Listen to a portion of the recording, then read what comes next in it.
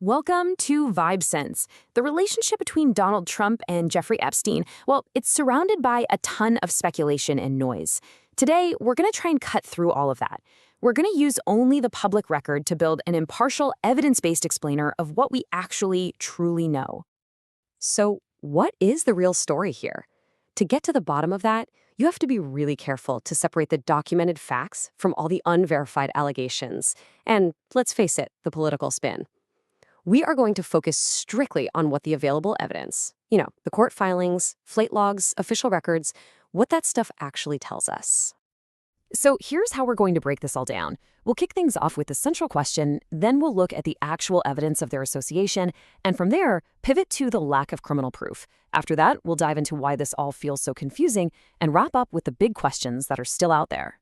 Okay, first things first. We have to draw a really critical line in the sand, the one that separates knowing someone socially from being their partner in crime.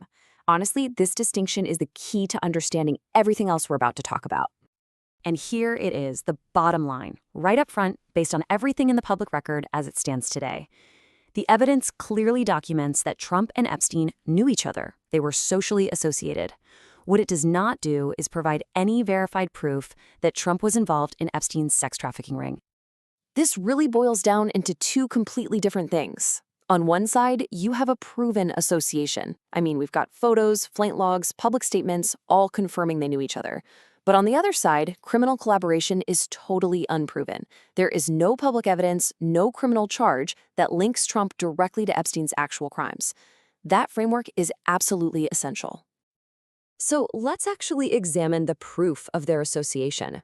What does the tangible evidence really show us? Their relationship had a pretty clear arc. It was most active in those high society circles in the 90s and early 2000s, and it kind of peaked publicly around 2002. Then, according to a bunch of different reports, they had some kind of falling out. And this was well before Epstein's first big controversial plea deal down in Florida. This quote from New York Magazine in 2002 just perfectly captures the public nature of their relationship at that moment in time. It's a direct, on-the-record statement from Trump himself, confirming a friendly, long-standing acquaintance years, and this is key, years before Epstein's horrible crimes became public knowledge. And this association is documented across a bunch of different sources. You've got photos from parties, you have entries in flight logs showing Trump traveled on Epstein's plane on a few occasions, and records of Epstein visiting Trump's Mar-a-Lago club. It all paints a consistent picture, right? Two very wealthy men moving in the same elite social circles. But here's the thing. Social events and flight logs only prove they knew each other. They don't prove complicity. And this brings us to probably the most important part of the public record, what the files don't show. This is the single most important legal fact in this entire discussion. Despite years of investigations, multiple document dumps, and just intense media scrutiny, no prosecutor has ever brought forward public evidence that has led to criminal charges against Donald Trump in connection with Epstein's trafficking operation. Now, to separate fact from fiction here, we have to understand what each piece of evidence actually proves. For instance, a name on a flight log? It confirms you were on a plane. It doesn't prove you participated in a crime. Being in an address book proves a connection, sure, but not a conspiracy. And if a name gets mentioned in a court exhibit, it just means the name appeared in that document, not that whatever was claimed is a verified fact. There's another really important nuance here. Reports have confirmed that officials told Trump his name appeared in some investigative files. But this is pretty standard procedure, and it is fundamentally different from being a target or being accused of a crime. A person's name can pop up in files for countless reasons that have absolutely nothing to do with wrongdoing. So, if the evidence is what it is, why does this story feel so unresolved and generate so much confusion? Well, the answer has less to do with the evidence itself and a lot more to do with how it's presented and how we consume it. It really comes down to three things working together. First, you have these heavily redacted documents. All those black boxes create an information vacuum that people just naturally fill with speculation.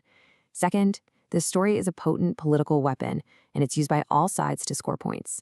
And third, every single time a new batch of documents gets unsealed, it creates a media frenzy, often implying they're new bombshells, even when no new criminal evidence shows up.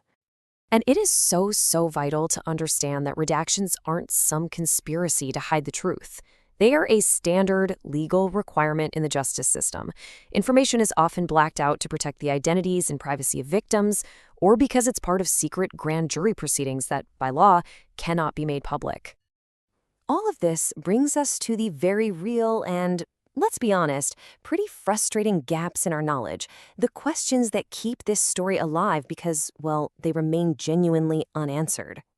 We still don't have a definitive public answer on whether there were other knowing co-conspirators in this trafficking ring beyond Epstein and Ghislaine Maxwell. We also don't know for sure how complete the publicly released records actually are.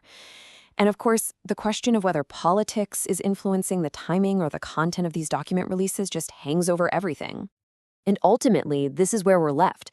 The public record shows a clear social association, but it does not show criminal collaboration.